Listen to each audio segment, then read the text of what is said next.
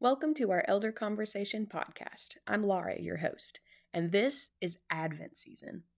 At Advent, we celebrate and rejoice that Jesus has come to us, and also we long for the day when he comes again. To this end, we've put together several resources, including this podcast, to help you and your family celebrate Advent throughout the month of December. All of these, including sermons and the family discipleship plan, can be found online at tcbchurch.org/Advent. But I would encourage you in this season, take some time, slow down, and remember to anticipate.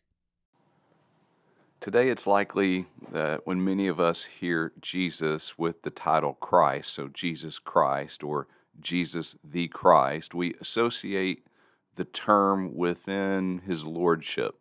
And that's incredibly fair. But there's a history to the term that we need not lose and ensure that it's passed down to our children and our grandchildren. The term Christ is a Greek word. It's used to translate the Hebrew word Messiah. In context, they refer to the one who is anointed.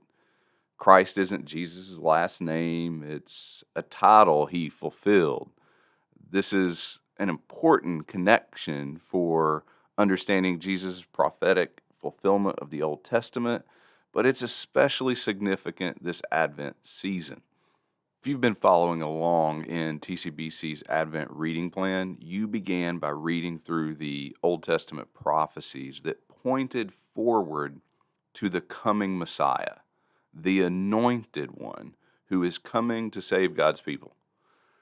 Consider the anticipation connected then with this coming Messiah. God's people looked to his coming as their hope. They lived awaiting his coming. There was an eager longing, and this eager longing was at the forefront of their hope. Think of Andrew, who immediately tells his brother Peter in John 1:41, "We have found the Messiah," which means Christ.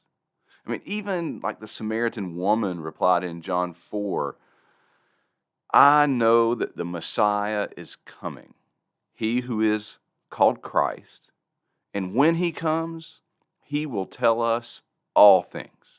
And you remember Jesus replied to her in verse 26 and says, "I who speak to you am he." I mean, we could go on and on with examples like these throughout our New Testament. There are so many. Why?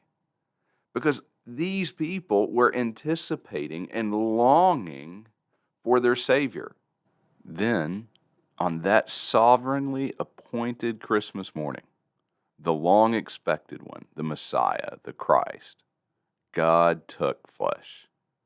He lived a sinless life, died our death, and 3 days later rose from the dead, before ascending to the Father, where he awaits the Father's word to return again.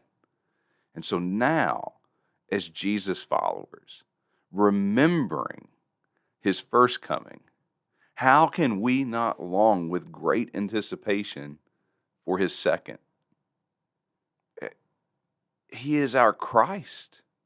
He is the anointed one who redeems us, the one true God who took on flesh in love for us, who gave his life so that through faith in him we might live. This is the Christmas story.